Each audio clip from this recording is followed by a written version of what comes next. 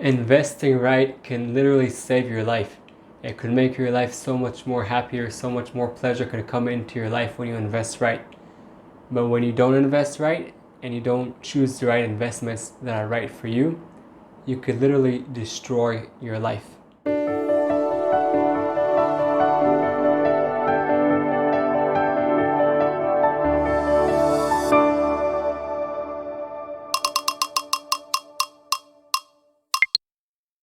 Investing used to sound to a lot of people like something that belongs, to the big people that have a lot of money. Only they can invest, and it's not something that is open for everyone. But what we can see a lot, the past decade or so, so many people are going into investing, and it's actually something that is open to much more people. Today, with the internet here, so many people can have access to so many great investments. At the same time, you could also get so confused and have no clue where to start, what to do, and how to do, and understand what's right for you. So we're going also to talk a little bit about stocks, a little bit about real estate, about those type of investments. But before that, after meeting with hundreds of investors, I can tell you there are a few things that are so much more crucial to understand before we're going to talk about those type of investments. And don't worry, we'll talk about them 100%. But you need to understand a few core issues before. So you need to understand a few core elements before. Investing is individual. What does that mean? The investment that is good for you is not necessarily the investment that is good for me. So let's be practical, okay? When you come and you want to invest, first ask yourself who you are in terms of a human being, in terms of personality. What do I mean? I don't mean if you're kind or not. I hope you are. I mean that, are you willing to take risk? That's some people are fine with taking risk, and they're totally fine with that. And some people are not. Some people won't sleep at night. So are you more in the scale more towards the people that are agreeing to take higher risk, or you prefer a little bit, lower risk, lower return? Usually it doesn't always come together, but usually it does. So number one, identify who you are in terms of a human being, your personality. Will you sleep well at night if you invest, yes or no? And that number one will also say, when you invest, understand that's money that you will lose along the way, some of it. And then of course the whole reason of investing is not only getting back the money, much more than that. The reason that you want to invest is because you want to grow your money. The whole theory behind investing is you want your money to work for you when you're not working. Okay, so we invest in order to increase our money, but you need to understand along the ride you're probably also going to lose some. Even though Warren Buffett says rule number one, investing, never lose money. Rule number two is basically always make sure number one is in place.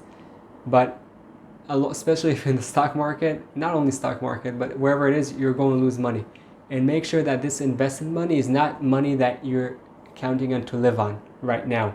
It's money that you want to work for you, and would start working for you now, and it will get stronger, get some more muscles there for your investments, and it would make for you much more money in the future. Okay, so after you understood that investment money is money that you don't need right now, it's money that it's going to work for you, and also if something happens to it now, you're okay with it. You'll still be able to pay your bills, and you won't go crazy. Well, maybe you will, but you'll still be able to pay your bills and continue your ordinary life, and you understood what type of person you are. Then you need to understand, okay, for how much time do I want to invest the money? Because according to the time that you're going to want to invest, it would have a huge effect on the type of investment you pick. Okay, so do you want to invest for short term, long term? Do you want maybe to invest for a specific goal? Maybe now you want to invest your money because you want that to go towards renovating your house, and you don't know exactly how much you'll gain, but you hope that that would be enough. And it's you want to renovate your house in 2 years, or you want to go on a big trip in 5 years, or in 20 years you want to help your kids. Each person is a unique individual, and you need to understand, yes, what's the reason you're investing and for how much time you want to invest. According to that assumption, or according to that statement you're going to make to yourself, you'll understand, do I want an investment with a higher risk, with a lower risk, and you'll understand the duration of the investment that you need. This part is really crucial to understand, because I meet with many investors, and a lot of times they want to go to that investment that they saw their neighbor going into and they did really well. Well, number one, the fact they did well means nothing about you doing well. Depends what time you went into the investment. And number two, what is good for them is not good for you. It's really important for me that you understand this part. Understand what's the reason you're investing. Now, if you're telling me, here, I just want to invest, I want to grow my money. Okay, no problem. You don't have something specific you want to invest for. All good. I'm with you. For how much time can you put that money aside? Because according to your answer, the investment that you'll choose will be different. Now, after you understood that, you already minimized, from this many options that you have for investments, you narrowed the options down to fewer options, which is good. Too many options, and then we don't do anything. So after you narrowed them down, now you want to understand, are there any people in your area that know anything about this investment that can talk to you a little bit? Because you don't want to go to the first financial advisor you see in the street and go invest the money with them, or the first real estate company or crypto or whatever, or could be peer-to-peer, many different options. But I don't want you to get too much confused. I want you to do the homework by yourself a little bit. You might not like this, but before you go to the professionals, which all good, go to them if you want. But first understand, okay, you got the criteria for yourself that if you're a low risk, high risk, how much time do you want to invest, long, short, and of course understanding what does investment actually mean. Now you can just Google up, investments for 5 years, for 10 years, investments, low risk, high risk, whatever you wrote. Try to learn a little bit by yourself. Do me a favor, because there's so many, people out there talking about investments, and some are saying smarter things, some less. When you go to that first meeting with a financial advisor or with whatever investment company it is, try to come with a little bit background. I don't know who you're going to meet with. They might be beautiful people, and I'm sure they are, but some are not so honest, and some are more honest, and some are honest, but sometimes they kind of get mixed up in the middle. You need to have some basic understanding about what they're talking with you. So after you did your homework and you understood a little bit about the investment market, and a little bit what you're going towards, amazing. If you're from the people that don't have who to talk with, and for some reason you can't go on Google, or let's be honest, you're too lazy, at least find people that are close to you that can give you some advice. Again, to come when you go to that meeting with the investment firm or wherever it is you want to start to invest, you come with some knowledge. Of course, if you want to invest by yourself, that's not even a question. You have to do your studies. But I'm saying also, if you're going to invest with someone else, get an idea where your money is going. Okay? Now, after you did that, amazing. I said you could do the study by yourself. You could do it like on Google. You could do it with your friends. Now, when you go to that financial advisor, you're more focused. Now, I'm going to talk now about a few different options of investments that could be good for you, that you could start some of them also just with a few dollars. But for the people over here that are watching, if you're one of those people that you want to do the investments by yourself, and you heard about a stock that just went all the way up to the, flew up to the sky and people made lots of money, if you already heard of it, you might be too late, but it might not. Usually yes, but also if not, don't take all of your money and put it in one basket. If you're an expert in something, that's one story. You want to invest in your business, whatever it is, put most of your money there. But if you're not, start, what's called dollar cost averaging. Start every time, put some of your money. Let's say you decide you want to put $10,000 in investments, or $10, it doesn't matter how much. Take that divide it into four quarters of the year, and each quarter put some money and learn. And then you lose some, you'll gain some, but learn and do it step by step if you're doing it by yourself, and also if you're doing it with other people. When you start, make sure that you start step by step. Last two things before you're going to start to invest, and before I'm going to talk right now about options, how to start. These are really crucial. Number one, try to build an emergency fund. What is that? So you want to have between 3 to 6 months. Some people save in a year. I think 3 to 6 is enough to get back on your feet if something happens. But 3 to 6 months to basically money to live off from. What does that mean? That means if, let's say, it costs you to live in a modest way, it costs you, let's say, $5,000 a month. So you want to have $15,000 aside that are not invested. So start building that emergency fund. Number two, before you invest, if you have debt that you're paying on that debt high interest, make sure first to cover that debt before you start investing, okay? if you have credit card debt, whatever it is that you're paying 7, 8, 10, 20% interest, for sure you're going to first cover that debt, because most of the investments won't make that high of an interest. And you're basically now you're financing whatever company it is you're paying that high debt. So if you have any debt that is high in interest, first cover that debt before we talk at all about investments. Because if in your investment you're going to make, let's say 8%, 9%, 10, whatever, and you're paying 15% on your debt, so you're paying much more on your debt than what you're gaining in your investment. So let's talk now about some investments that could be an option for you to start. So you can start with a few different investments. Right now, whoever's listening to this video, it's inflation time, and there are many different options to hedge against inflation. It could be real estate, it could be any precious metals. There are a few different options, but I don't want to go into that too much. You could watch more videos about that. But in order just to start, so you have a few different options. You have the stock market, you have the real estate market, you have businesses you could invest in. You could invest in peer-to-peer loans. You could invest in crypto. There are many different options, but I want right now to talk about two, okay? That will make that simple, and we'll talk about them shortly. I want you to do your homework. Okay, so let's start with the stock market. Do me a favor, with most of your money, don't try stock picking, especially if you're new. Like I said before, don't go to that stock that you just heard in the news that went all the way up, because you're probably too late.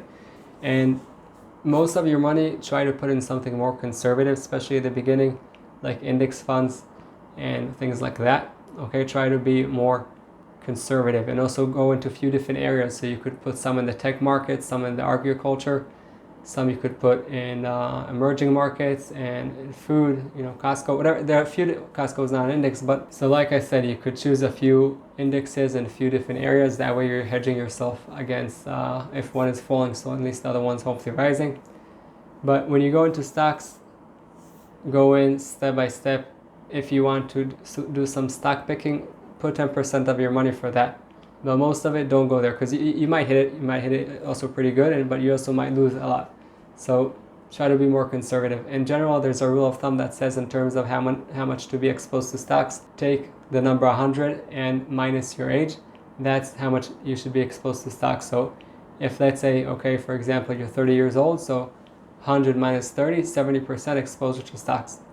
Now, that just is a rule of thumb. The rest could go to bonds or different things, but the point is, when you go into the stock market, and I personally believe in long term, the way to lose the money in stock market is to try to time the market, which is really hard. Again, if you're a beginner, don't try to do these things. When the market goes down, just take a deep breath and wait until it comes back up.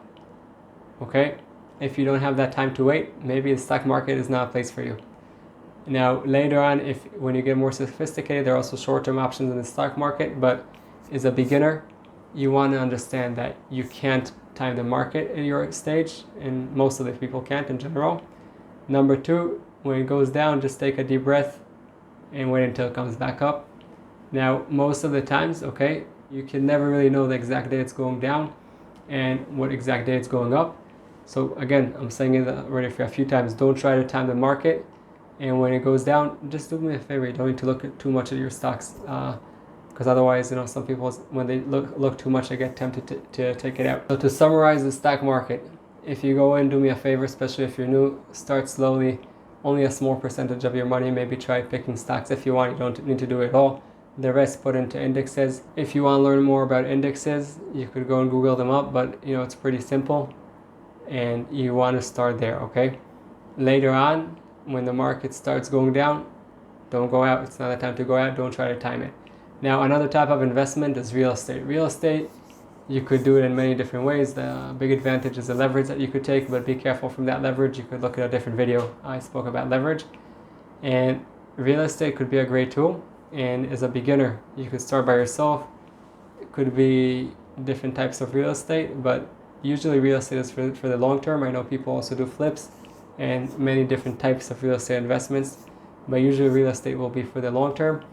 And over there, you could try and start by yourself, or you could invest in a company, learn how they do the work, and then go and do it by yourself, or then decide you want to keep on investing in a company that does real estate and let them do the work.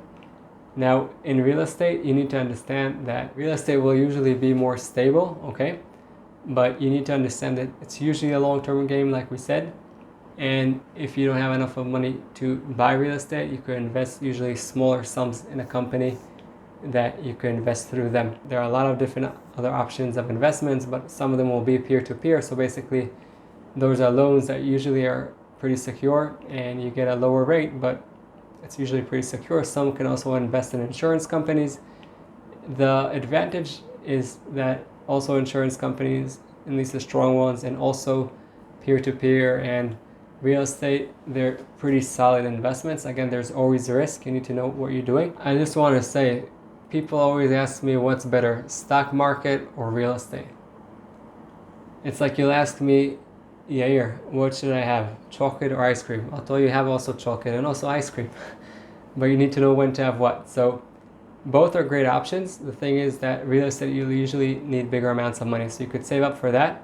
And then just start putting, aside every month just to put in your subconscious that you're investing. So in the stock market, you could put just even a little amount every month and slowly it builds up. And of course, there's the effect of compound interest that your money grows tremendously with time. In the beginning, not so much, but later on a lot more. So again, real estate is amazing. Stocks are also great, but you need to understand what's good for you. I want you now to take some action steps in order to actually start investing. So let's sum it up. After you understood what investment is an investment that is good for you in terms of you want high risk, low risk, how much time do you want to invest for long term, short term, and you did some homework, okay? And you understood that investment money is money that some of it you can play with. Most of it try not to play too hard. I want you now, before you even start to invest, make a balance sheet of how much money you bring in and how much money goes out, and then the investments that you currently have. If in this spreadsheet you also have debt, make sure you pay off that debt if it's high interest debt.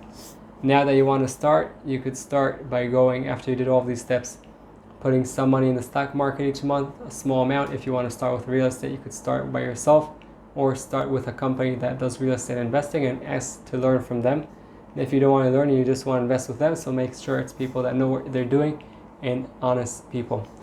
Just start with small steps. Again, it doesn't have to be this huge big investment, which it could be, but you could just start with small steps, also with really small amounts. It could be also $10 if you want to start in the stock market. It's great.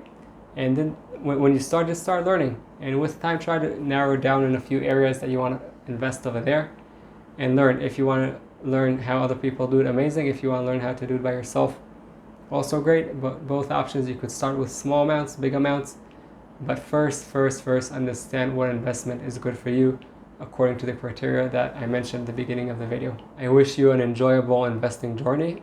Have fun along the ride. I hope you enjoyed the video and got some tools to overcome your challenges and light your path.